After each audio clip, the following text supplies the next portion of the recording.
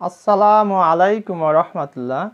Dear viewers, how are you? I hope you are well. Alhamdulillah, I am also well. Welcome to my channel English Motivation 21. Today I would like to talk most important topic, that is spoken English for beginners. So you can easily understand that if you want to speak, please follow my lecture. And today's lecture number is 20 number. I have already taken on to 19 classes. So if you have mistaken, I will politely request, please visit my channel and from the playlist you can watch all these videos, and these videos will help you to improve your position. So let's get started and enjoy 20 number class. Spoken English for beginners, that means who are beginners, who wants to speak smoothly and loudly and spontaneously. You can follow this lecture. এই ক্লাসটি যারা আমরা একেবারে শুরুর অথবা যারা আমরা admission test দিব, বিসিএস পরীক্ষা দিব, আমার জীবনে আমি ইংরেজিতে চর্চা করতে চাই, প্র্যাকটিস করতে চাই, তাদের জন্য এই ক্লাসটি খুবই জরুরি। এই বাক্যগুলি শিখে নিয়ে আমরা এটাকে ভিত্তি করে আমরা নতুন নতুন বাক্য, বিভিন্ন ভ্যারাইটির বাক্য তৈরি করতে পারি। আমরা সেটি আজকের ক্লাসে দেখব। তুমি যদি ইংরেজি কিছুই না বুঝো তাও তুমি পারবে। চলো আমরা দেখি। এই ঘরটি ভাড়া দেওয়া হবে, তাহলে এই ঘরটির ইংরেজি আমরা কি বলবো? This house. এই ঘরটি কি করা হবে? ভাড়া দেওয়া হবে। তাহলে is to let. LET, let মানে হচ্ছে ভাড়া দেওয়া। তাহলে this house is to let. প্রিয় ভিউয়ার্স, যারা তোমরা বিগিনার্স, যারা একেবারে হাঁটি হাঁটি পাপা, তাদের ক্ষেত্রে আমি বলি, আচ্ছা এখন যদি আমি তোমাকে বলি এই অফিসটি ভাড়া দেওয়া হবে, তাহলে বলো তো দেখি পারো কিনা? ইয়েস। তখন তুমি খালি এখানে বসে দেবে this office is to let. আচ্ছা বলো তো দেখি এই বিল্ডিংটি ভাড়া দেওয়া হবে, তখন তুমি বলা হবে this building is to let. In this way you can improve your position, no doubt. এবার দেখো, সে এখন কোথায় আছে তাই ভাবছি। দুই বন্ধু মিলে কক্সবাজার বেড়াতে গেছো, তিনজন বন্ধু মিলে, দিয়ে তোমাকে এক বন্ধু এসে বলছে, এই রহিম কোথায় রে? তখন আরেকজন বন্ধু বলছে, সে যে এখন কোথায় সেটাই তো আমি ভাবছি। তাহলে সে এখন কোথায় আছে তাই ভাবছি, এটাকে আমি ইংরেজিতে কীভাবে বলবো? I wonder where he may be now. আচ্ছা বিগিনার্স ভাই বোন, প্লিজ এই বাক্যটা দেখো কত চমৎকার করে বিভিন্ন আঙ্গিকে তুমি বলতে পারো। সে এখন কোথায় আছে তাই ভাবছি, তাহলে আই ওয়ান্ডার, আমি বিস্ময় প্রকাশ করছি, আমি অবাক হচ্ছি। হোয়ার হি মে বি নাও, সে এখন কোথায়। এখন যদি আমি বলি রহিম এখন কোথায় আছে তাই ভাবছি, তাহলে তুমি কি করবে? হিয়ের জায়গাতে রহিমটা বসিয়ে দাও। I wonder where Rahim may be নাও।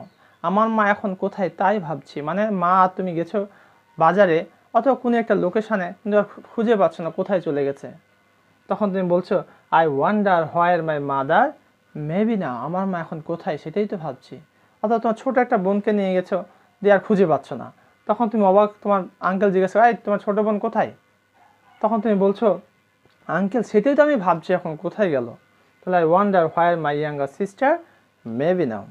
এইভাবে করে প্র্যাকটিস করো, আমার বিশ্বাস তোমাদের ইংরেজি স্পিকিং ইজিলি ইমপ্রুভ করতে পারবে। এবার দেখো, তিনি আমাকে এটা করতে বলেছিলেন। Which tense is it?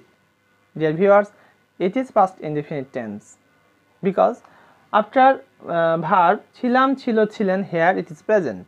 তাহলে তিনি আমাকে এটা করতে বলেছিলেন। কোনো একটা কাজ ধরে নাও, সেটা প্রিন্সিপাল হতে পারে, তোমার পিতা হতে পারে, মাতা হতে পারে, তোমাকে একটা আদেশ করেছিল যে এটা করতে, তখন বলছে তিনি আমাকে এটা করতে বলেছিলেন। তাহলে তিনি আমাকে বলেছিলেন, হি, তিনি ইংরেজিকে হি, আর আস্ট মানে বলা, তুমি টোল্ডও দিতে পারো। তিনি আমাকে বলেছিলেন, তাহলে হি আস্ট মি। তিনি আমাকে বলেছিলেন শেষ এটা করতে, তাহলে টু কি মানে করা? ডু। এটা ইংরেজিকে ইট। করতে, যেতে, খেতে এটা বুঝালে তার ভার্বের পরে কি বসাবো আমরা? টু বসাবো। তাহলে তিনি আমাকে এটা করতে বলেছিলেন, he asked me to do it. এখন যদি আমি এটাকে বলি পিতা আমাকে এটা করতে বলেছিলেন, তাহলে father asked me to do it. Principal আমাকে এটা করতে বলেছিলেন, principal asked me to do it. আমার শিক্ষক আমাকে এটা করতে বলেছিলেন। My teacher asked me to do it. দেখো কত রকম বাক্য হয়ে যাচ্ছে। তুমি একটা শিখো, অনায়াসে তুমি অনার্গল কথা বলতে পারবে এগুলো শিখে। এরপর দেখো আমি তাকে দিয়ে চিঠিটি লিখালাম। একটু খেয়াল করি, আমি তাকে দিয়ে চিঠিটি লিখালাম। তুমি কি চিঠি লিখেছো না কারো মাধ্যমে লেখা হয়েছে? ইয়েস, কারো মাধ্যমে হয়েছে, মানে তুমি চিঠি লিখা পেয়েছো। তাহলে I had the letter written. আমি তাকে দিয়ে, তাকে নিয়ে কি হিম। এই ব্যাপারটা একটু খেয়াল করবে, একটু ক্রিটিক্যাল। আমি তাকে দিয়ে চিঠিটি লিখালাম, আই হ্যাড দ্য লেটার, আমি চিঠিটি পেলাম, রিটেন বাই হিম, তার দ্বারা লিখা। এখন চিঠিটি না হয় এমন যদি হতে পারে কবিতাটা আমি তাকে দিয়ে লিখালাম, তাহলে I had the poem written by him. আমি রহিমের দ্বারা চিঠিটি লিখালাম, I had the letter written by Rahim. এখানে চেঞ্জ করতে পারো, এখানে চেঞ্জ করতে পারো, আবার অবজেক্টের জায়গাতেও চেঞ্জ করতে পারো। এইভাবে চেঞ্জ করে তোমার বিভিন্ন আঙ্গিকে বিভিন্ন ভ্যারিয়েশন দিয়ে তোমার বাক্যগুলোকে তুলে ধরতে পারো, যাতে তোমাদের মনের আকাঙ্ক্ষাগুলা ইজিলি ইংরেজিতে এক্সপ্রেশন করো। যারা তোমরা ইংরেজিতে জানো না তারা হয়তো ভয় পাচ্ছ, কেন ভয় পাবে? একটা শিখে নাও আর বাকিটা তুমি চেষ্টা করো। যেমন এখানে আমি বললাম আমি তাকিতে কবিতাটি লিখালাম, তাহলে I had the poem written by him. আমি তাকে দিয়ে চিঠিটি পড়ালাম, তাহলে এখানে কি বলবো? আই হ্যাড দ্য লেটার, পড়া ইংরেজি কি? Read by him in such a way you can continue speaking. চলো আমরা পরের বাক্যগুলো একটু দেখে আসি।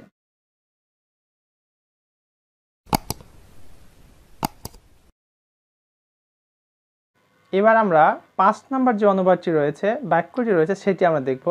আমি কাজটি করিয়েছি।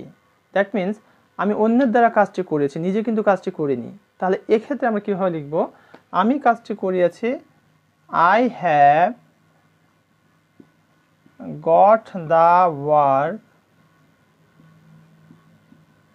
ডান। I have got the work done, আমি কাজটি করিয়েছি। দৃশ্যটি অতি মনোরম, এটা পেলে ইনডিফিনিট টেন্সে আছে। দৃশ্য ইংরেজি হচ্ছে সিনারি, তাহলে দৃশ্যটি, the scenery is very charming.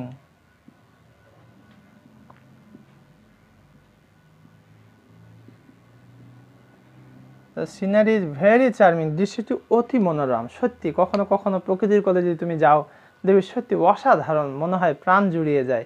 তাই তখন তুমি বলছো দৃশ্যটি অতি মনোরম, the scenery is very charming. 50 টাকার ভাঙতি দাও। ডিয়ার ভিউয়ার্স, তুমি বাজারে গেছো, তোমার কাছে 50 টাকা বা 500 টাকা বা 1000 টাকার নোট, এইরকম পরিস্থিতিতে তোমার টাকাটা ভাঙতির প্রয়োজন। তখন যে বলছো ভাই 50 টাকার ভাঙতি দেন তো, তাহলে 50 টাকার ভাঙতি দাও বা দেন, এটাকে আমরা ইংরেজিতে কীভাবে বলবো? তাহলে give me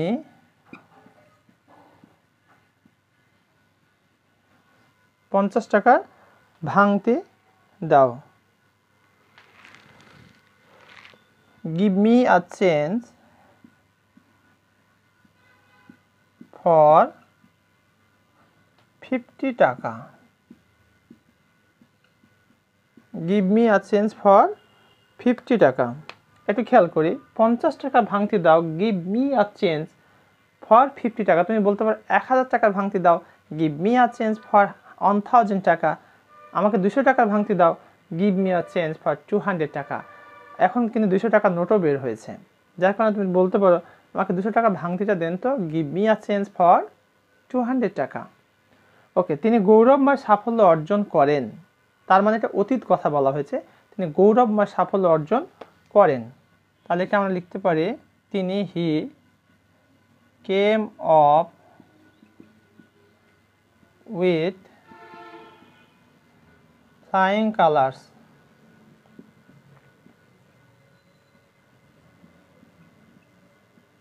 he came off with flying colours, তিনি গৌরবময় সাফল্য অর্জন করেন। He came off with flying colours. এখন এমনটিও তো হতে পারে আমার পিতা গৌরবময় সাফল্য অর্জন করেন, তখন কি বলবো? My father came off with flying colours. আমি সাফল্যময় গৌরবময় সাফল্য অর্জন করেছিলাম, তাহলে I came up with flying colours, আমার শিক্ষার্থীরা গৌরবময় সাফল্য অর্জন করেছিলেন। My learners, my students came up with flying colours.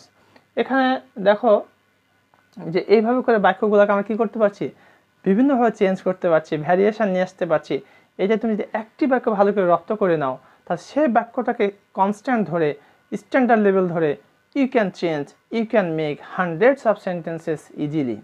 Through all these processes, you can improve your speaking quality. So my polite request to all of my viewers, please practice all of these sentences and improve your position in speaking. So thank you very much for watching this class. Assalamu alaikum wa rahmatullah.